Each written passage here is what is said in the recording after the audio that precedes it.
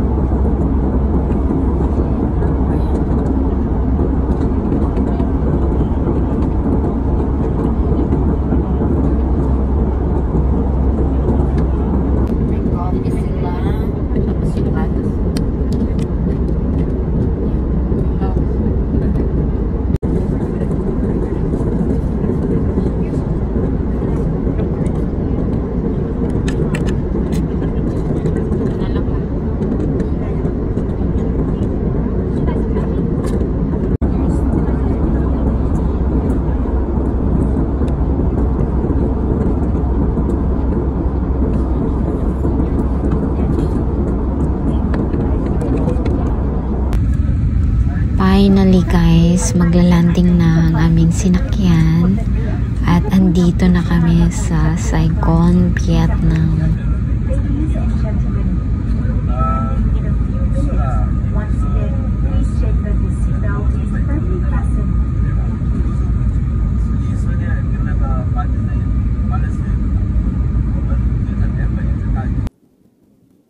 Kapag mga November dito sa Saigon, Vietnam guys ay napakaganda ng weather.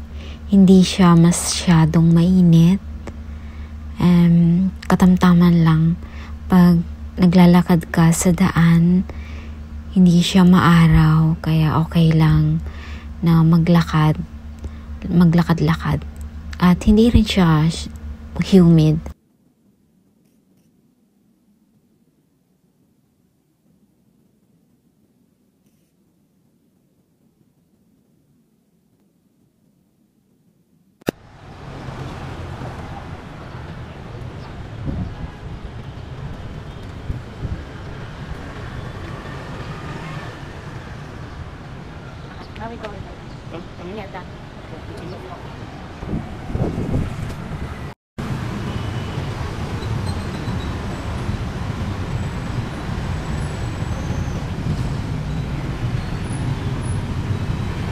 Alam niyo po guys, dito sa Vietnam, parang wala rin pagkakaiba sa Thailand at saka sa Pilipinas.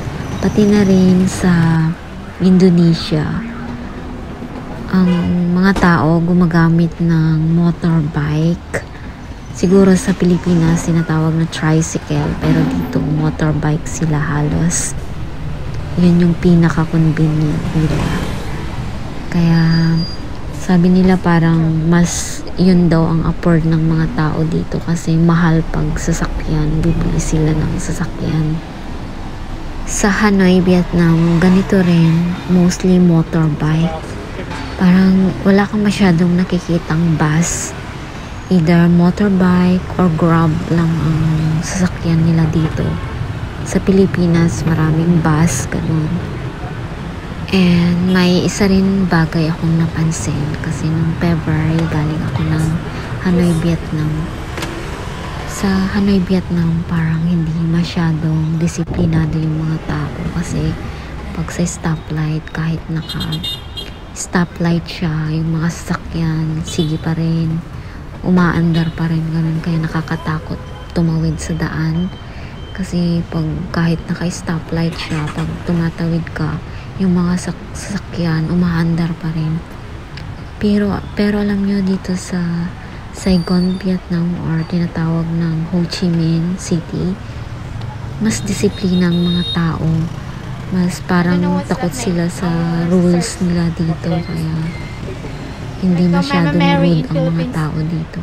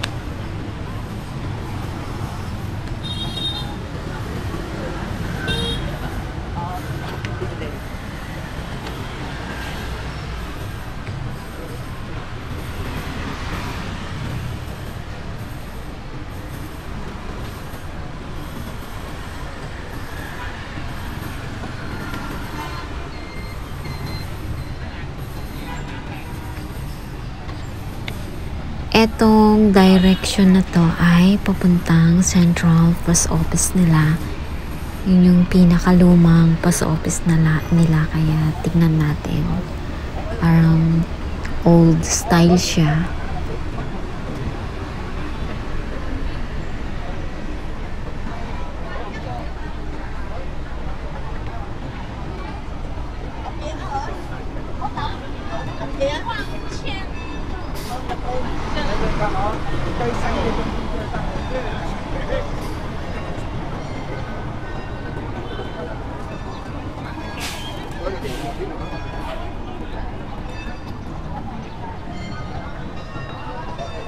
Dito sa labas, makikita mo yung mga nagbebenta ng souvenirs. Gaya niyan, guys. At ayan, ang daming tao na galing pa sa iba't ibang lugar.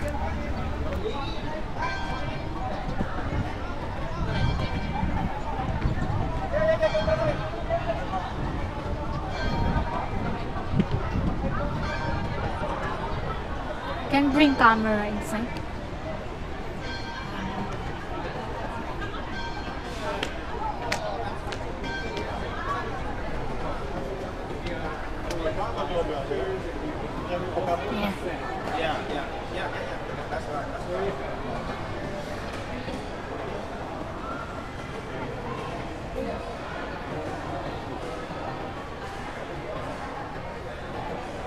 At ayan guys, andito na nga tayo sa loob.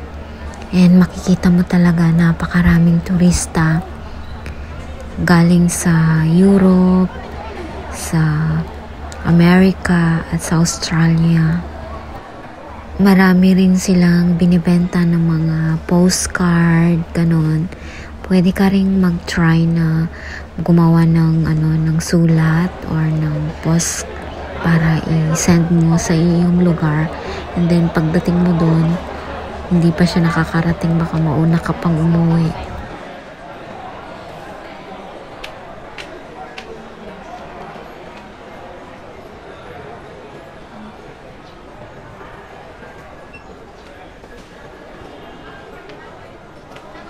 And dalhin ko kayo dito guys sa bilihan ng mga souvenir. Nakakainganyo yung mga binebenta nila guys, kaso hindi rin siya mura, mahal din siya pag kinonvert mo. At eto, tamang tingin lang muna tayo guys. Ayan.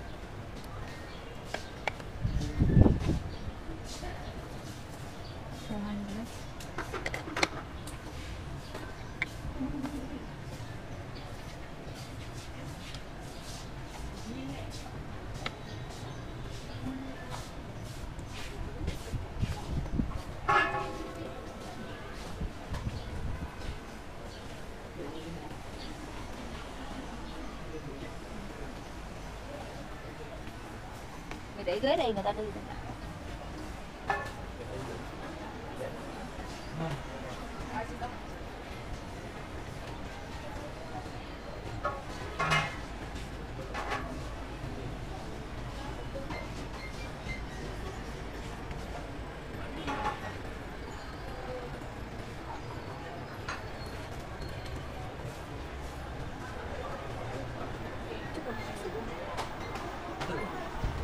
Ayan guys, dito na po nagtatapos ang aking video at abangan nyo po ang susunod.